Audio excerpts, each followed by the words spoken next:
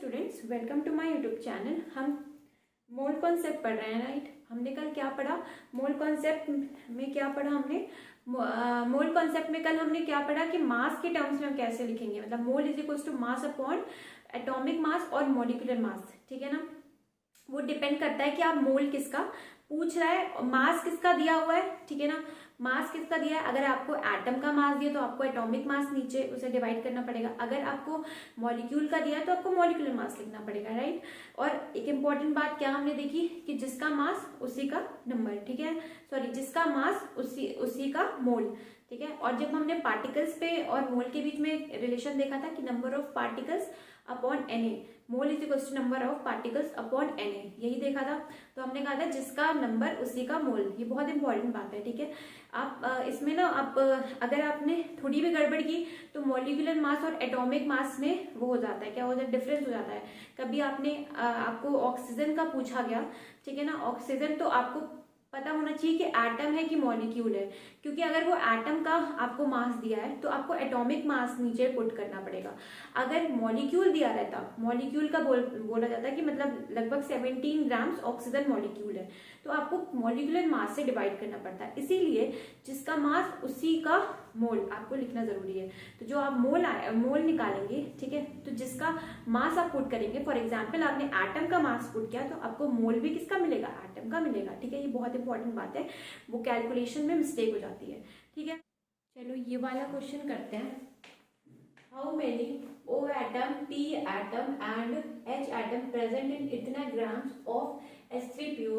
तो इस H3PO4 में आपको क्या दिया है? आपको मास दिया है। तो किसी भी क्वेश्चन में आपको सबसे पहले क्या करना है? मोल्स निकालना है, ठीक है। तो मोल्स निकालते हैं। किसके मोल्स मिलेंगे इससे? H3PO4 के। क्यों? क्योंकि अभी हमने पढ़ा कि जिसका मास होगा उसी का मोल होगा। तो moles of H3PO4 given mass 9.98 और इसका मॉलिक्यूलर मास होता है 98 ग्राम्स, ठीक है। तो मोल्स कितने आ गए? 10 की पावर, क्यों? क्योंकि ये डेसिमल जाएगा तो नीचे क्या आएगा? 100, ये ऊपर चला जाएगा तो -2, ठीक है ना। 10 की पावर -2 आ रहा है, ठीक है, मोल्स, ठीक है। तो वही 1 mole of H3PO4 contains, oxygen पे चलते हैं, तो कितने oxygen? 4 moles of oxygen atoms, ठीक है, 4 मोल्स ऑफ ऑक्सीजन एटम्स। तो कितने मोल्स आए हैं? इतने। 10 की power -2 moles of H3PO4 contains 4 into 10 की power -2 moles of oxygen atom. तो ये क्या आ गए? ऑक्सीजन एटम के मोल्स आ गए, ठीक है, ऑक्सीजन एटम के मोल्स आ गए। तो अब क्या निकालेंगे? नंबर, ठीक है। तो क्या होगा हमारा formula? That is mole is equals to given number upon Na, ठीक है ना, अपॉन Na। तो मोल्स कितने दिए हैं? 4 इंटू 10 की पावर -2 इंटू Na, ये क्या दे देगा हमें? नंबर ऑफ ऑक्सीजन एटम, ठीक है, नंबर ऑफ ऑक्सीजन एटम। तो कितना आ गया ऑक्सीजन एटम? तो number of oxygen atom is equals to 0.04 Na। क्यों? क्योंकि आपको Na के टर्म्स में ही आंसर देंगे, ठीक है। तो ऑक्सीजन एटम आ गया 0.04, ठीक है ना, ये आ गया हमारा ऑक्सीजन एटम, ठीक है, समझ में आया। वैसे ही हमें फॉस्फर पे भी पढ़ना है। फॉस्फर के लिए क्या लिखेंगे हम? 1 मोल ऑफ H3, ठीक है, ये आ गया हमारा पहला चीज, ये हम दूसरा निकाल रहे हैं, ठीक है ना। H3PO4 contains 1 mole of phosphor atom, ठीक है। तो कितने मोल्स हमें दिए हैं? 10 की power -2 moles of H3 PO4 contains 10 की power -2 moles of phosphor atom. Phosphor atom, ठीक है ना, क्या आ रहा है, फॉस्फर एटम। तो इतने आपको क्या मिल गए, आपको फॉस्फर एटम के मोल्स मिल गए। तो नंबर बिल्कुल यही लगा देंगे, ठीक है ना, जो ये वाला फॉर्मूला है, ठीक है, तो लगाइए। तो ये क्या आ जाएगा, ये मेरे पास मोल्स हैं, यहाँ दिख नहीं रहा होगा, यहाँ आते हैं। तो क्या लगाना है हमें, moles is equals to given number, भगवान पेन ही नहीं चल रहा है,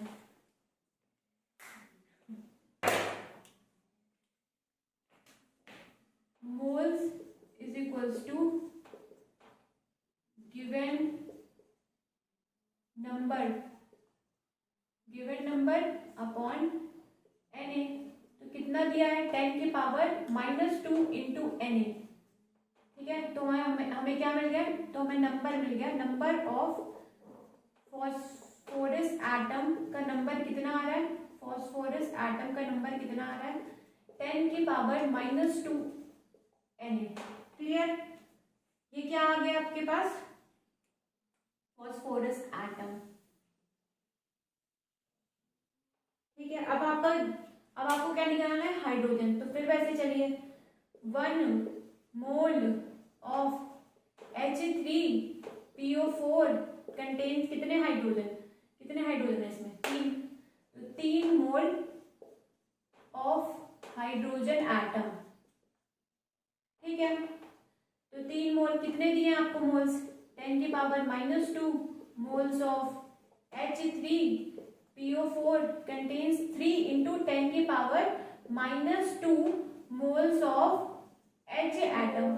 तो इससे आपको क्या मिल गया, H एटम मिल गया, ठीक है। जब H एटम मिल जाएगा इससे, तो अब आपको नंबर मिल जाएगा। नंबर कैसे मिलेगा, वही लगाएंगे, mole is equals to given number upon Na। तो ये क्या हो जाएगा, 3 इंटू 10 की पावर -2 इंटू Na। आपको क्या, ये क्या आ जाएगा, क्या आ जाएगा आपको, नंबर ऑफ, क्या निकाल रहे हैं हम, hydrogen, number of hydrogen atom. तो नंबर ऑफ हाइड्रोजन एटम कैसे निकाल, क्या आ जाएगा मेरा, नंबर ऑफ हाइड्रोजन एटम, ये आ जाएगा 0.03 Na, ठीक है ना, 0.03 Na। ये आपका क्या आ गया, हाइड्रोजन, ठीक है ना। तो सारा सॉल्व हो गया, ठीक है। क्लियर है आपको बेसिक से कैसे चलना है, ठीक है।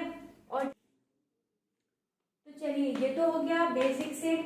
तो और हम शॉर्ट ट्रिक भी हमने पढ़ी थी, क्या, जो हमने कल लगाया था, क्या लगाया था, नंबर ऑफ M एटम, क्योंकि हमारा कंपाउंड था MXNY, तो क्या लगाया था, X इंटू मोल्स ऑफ, हमारा क्या कंपाउंड था, MXNY इंटू Na, ठीक है, वही यहाँ पे लगाना है, ठीक है।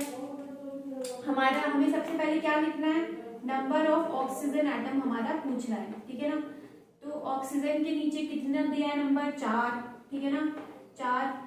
4 इंटू मोल्स कितने हैं, MXNY, यहाँ पे कंपाउंड क्या है, H3PO4, तो इसके मोल्स देखिए यहाँ पे आए हैं, इंटू Na, कितना आ जाएगा, 0.04 इंटू 10 की पावर -2, सॉरी क्या आ जाएगा, पॉइंट, इसे मतलब पॉइंट की टर्म्स में लाएंगे तो 0.04 Na, यही आएगा ना। वैसे ही आप क्या निकालेंगे, नंबर ऑफ फॉस्फर एटम की भी क्या करेंगे, फॉस्फर एटम के नीचे कितना सफिक्स है, मतलब कितना डिजिट है, 1, जो बता रहा है एक फॉस्फर है, ठीक है ना, इंटू कितने मोल्स हैं, इंटू Na, क्या आ गया, देखिए यही आ रहा है ना आपका फॉस्फर एटम, देखिए ये आपका ऑक्सीजन एटम, देखिए यहाँ पे आ गया, ये आपका फॉस्फर, देखिए आ गया, ठीक है। यहाँ पे निकालते हैं, देखिए यहाँ पे निकालते हैं किसका, हाइड्रोजन का। देखिए हाइड्रोजन कैसे निकालेंगे, हम निकाल लें नंबर ऑफ हाइड्रोजन एटम। तो कैसे निकलेगा, हाइड्रोजन के नीचे कितना दिया हुआ है, 3, तो 3 इंटू कितना दिया हुआ है इसका मोल, -2 इंटू Na, क्या आ गया 0.03 इंटू 10 इंटू Na, ठीक है ना, इंटू Na क्या आ रहा है देखिए 0.03 Na, ठीक है ना, क्योंकि आपको Na के टर्म्स में लेना। देखिए एक लाइन में आंसर आ गया। तो for competitive point of view बहुत इंपॉर्टेंट है ये, ठीक है, जो मैंने कल बताया था आपको वही यहाँ पे लगाया है, ठीक है। और अगर आपको बेसिक से जाना है तो आप ऐसे जा सकते हैं। चलिए ये क्वेश्चन देखते हैं। How many grams of CO2 present in 1 mole of CO2। तो 1 मोल आपको दिया है, तो जब 1 मोल आपको दिया है तो यहाँ पे क्या लगेगा, mole is equals to given mass upon molecular mass, ठीक है, मॉलिक्यूलर मास। तो इसकी वैल्यू कितनी दिया है 1, तो ये जब 1 होगा तो गिवन मास किसके बराबर आएगा, मॉलिक्यूलर मास के बराबर आएगा, मॉलिक्यूलर मास के बराबर आएगा, ठीक है, क्लियर है, ठीक है। तो इससे क्या पता चलता है, इससे ये पता चलता है कि मुझे 1 मोल कुछ भी दिया जाए, ठीक है ना, ये पता चलता है कि mass of 1 mole of any substance क्यों कह रही हूं, क्योंकि एलिमेंट और कंपाउंड दोनों आ गया इसमें, ठीक है ना, इज इक्वल्स टू मॉलिक्यूलर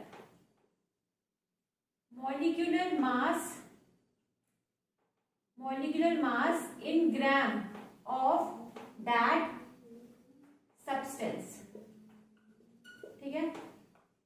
तो कभी भी अगर किसी भी क्वेश्चन में आपको बोला जाए कि 1 मोल दिया है, ठीक है ना, 1 मोल दिया है, ठीक है, 1 मोल कोई भी कंपाउंड दिया है तो उसका मास कितना होगा, तो मास उसके मॉलिक्यूलर वेट इन ग्राम के बराबर ही होगा। तो इसी को हम क्या बोल देते हैं, इसी का नाम है, इसी को बोलते हैं हम gram molecular mass, gram molecular mass, ठीक है, इसी का नाम है ग्राम मॉलिक्यूलर मास, ठीक है, क्लियर है।